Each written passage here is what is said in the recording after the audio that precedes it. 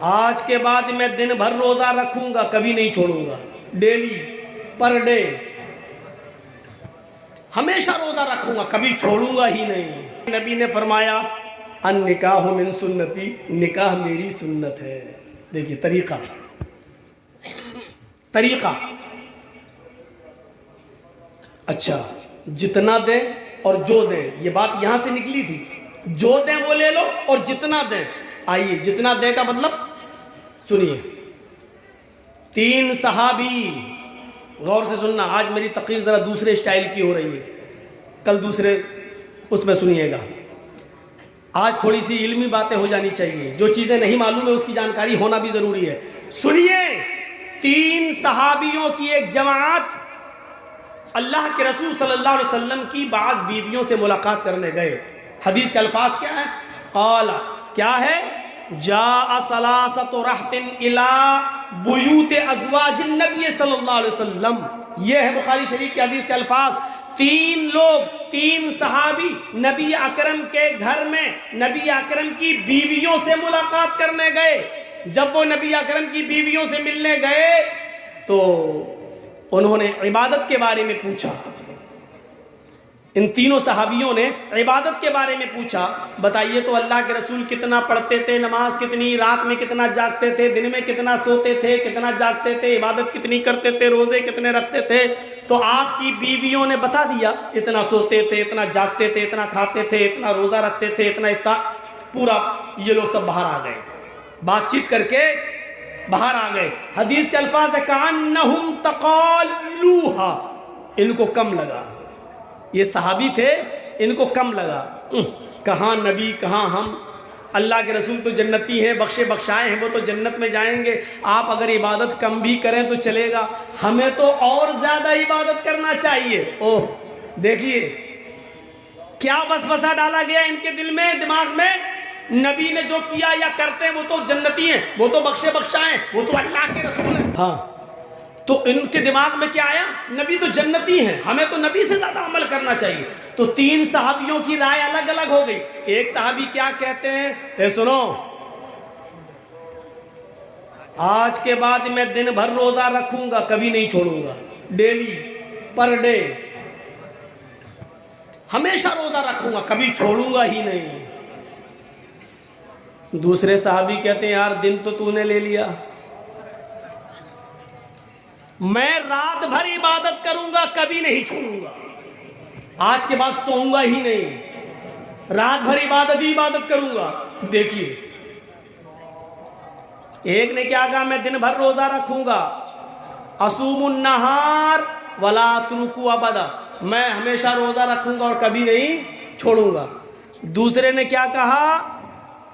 اصلی اللیل، رات بھر نماز پڑھوں گا، کبھی نہیں چھوڑوں گا، ہمیشہ جاگوں گا، رات بھر نماز ہی پڑھتا رہوں گا۔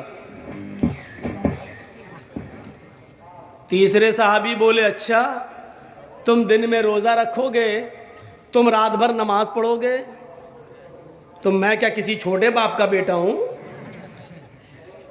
تو صحابہ نے تم کیا کرو گے؟ بولے میں رات میں نماز پڑھوں گا اور دن میں روزہ بھی رکھوں گا۔ وَأَعْتَزِلُ النِّسَاءَ، بیوی سے بھی الگ رہوں گا، کبھی اس کے پاس ہی نہیں جاؤں گا۔ لیجئے 3 لوگوں کی 3 قسم کی باتیں آ گئیں۔ اچھا ایمانداری کے ساتھ بتائیے، ان لوگوں نے اچھا ہی کام کرنے کے لیے تو کہا تھا، کوئی غلط کام تو تھا نہیں بھائی، دن بھر روزہ رکھوں گا کبھی نہیں چھوڑوں گا، کام تو اچھا ہی تھا نا۔ دوسرے نے کہا میں رات بھر نماز پڑھوں گا کبھی نہیں سوؤں گا، اچھا ہی تو کام تھا۔ ہمارے معظم پور لکھی پور والوں کی طرح پورا رات بھر کیرم بورڈ تو نہیں کھیلے، اس میں تو نہیں لگتے رہتے، رات بھر نماز پڑھنے کی تو بات کہی تھی انہوں نے۔ اور تیسرے نے کیا کہا؟ میں رات میں نماز بھی پڑھوں گا، دن میں روزہ بھی رکھوں گا اور بیوی کے قریب نہیں جاؤں گا، عورت چل کھانا پکانے تک رہے بس۔ لیکن جب اللہ کے نبی صلی اللہ علیہ وسلم کو اس کی اطلاع ملی تو اللہ کے نبی ان کے پاس آئے اور کیا کہا؟ میں نے سنا ہے ایسی ایسی باتیں انتم الذی قلتم کذا و کذا، کیا وہ تم ہی لوگ ہو جو یہ بول رہے تھے؟ کیا تم نے ہی یہ باتیں بولی؟ کیا تم نے یہ کہا کہ میں رات بھر نماز پڑھوں گا؟ کیا تم نے کہا کہ دن بھر روزہ رکھوں گا؟ کیا تم نے کہا کہ میں دن میں نماز پڑھوں گا، دن میں روزہ رکھوں گا، رات میں نماز پڑھوں گا اور بیوی کے قریب نہیں جاؤں گا؟ تم نے ہی کہا، تم تینوں لوگ ہو۔ ہاں، اتنے سیدھے تھے، سچے تھے، جھوٹ دے، ہاں کہا تو ہم نے۔ اب اللہ کے نبی نے جو جملے کہے وہ سنو۔ دن بھر روزہ رکھو گے، رات بھر نماز پڑھو گے، بیوی کے قریب نہیں جاؤ گے۔ کتنی بیوی ہیں؟ ایک۔ کہا میری 11۔ تم اللہ سے زیادہ ڈرتے ہو یا میں؟ نہیں، آپ ہی زیادہ ڈرتے ہیں۔ تمہیں اللہ کا خوف زیادہ ہے یا مجھے؟ نہیں، اللہ کے رسول آپ کو ہے۔ تم دین کے بارے میں زیادہ معلومات رکھتے ہو یا میں؟ نہیں، اللہ کے رسول آپ۔ تو سنو، جب میں تم میں سب سے زیادہ اللہ سے ڈرنے والا اور اللہ کا خوف کھانے والا ہوں تو میرا حال کیا ہے؟ میں رات میں اٹھتا ہوں، میں رات میں سوتا بھی ہوں، نماز عشاء کے بعد آتا ہوں، سو جاتا ہوں، پھر آخری پہر میں اٹھتا ہوں اور اٹھ کر اللہ کی عبادت بھی کرتا ہوں، تہجد بھی پڑھتا ہوں، پھر میں کبھی رات میں سوتا ہوں، آدھی رات کے بعد اٹھتا ہوں تو اپنی بیوی کا حق بھی ادا کرتا ہوں۔ میں اپنی بیوی سے مجامعت، میاں بیوی کا، ہسبینڈ اور وائف کا جو پرسنل میٹر ہوتا ہے، تعلقات قائم کرنا، میں وہ بھی کرتا ہوں اور عبادت بھی کرتا ہوں۔ یہ تو رہا رات کا حال، اور دن کا حال یہ ہے کہ میں کبھی روزہ رکھتا ہوں اور کبھی چھوڑتا بھی ہوں۔ نفلی روزے، فرض روزے مت چھوڑنے لگنا، کہیں مولانا صاحب کہہ گئے تھے۔ میں کبھی روزہ رکھتا بھی ہوں، کبھی چھوڑ دیتا ہوں۔ بعض دوسری حدیثوں میں آتا ہے، آپ نے فرمایا کہ تم مہینے میں 3 روزے رکھ لیا کرو، کیونکہ اللہ کے یہاں ایک روزے کا ثواب 10 روزے کے برابر ہے، 10 گنا ہے۔ اس لیے اگر تم مہینے میں 3 روزے رکھو گے تو تمہیں پورے مہینے کے روزے کا ثواب مل جائے گا۔